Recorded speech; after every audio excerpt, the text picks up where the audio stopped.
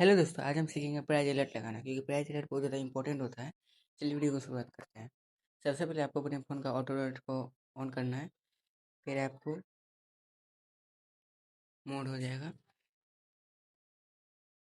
फिर आपको ये अलार्म वाला आइकन पर क्लिक करना है, अलर्ट मैनेजमेंट पे।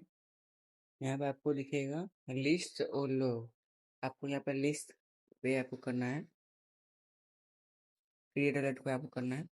फिर यहाँ पर मार्केट प्राइस आपको यहाँ पर टाइप कर सकते हैं, आपको टाइपिंग का मिलेगा। जैसे हम लेते हैं अभी 808 मार्केट रेट चल रहा है, तो हम अभी 820 कर देते हैं।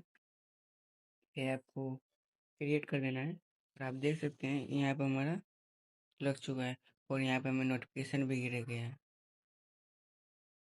अलर्ट ऑन आ चुका है हमें 64,820। ऐसे ही आप लगा सकते हैं। मिलते हैं नेक्स्ट वीडियो में।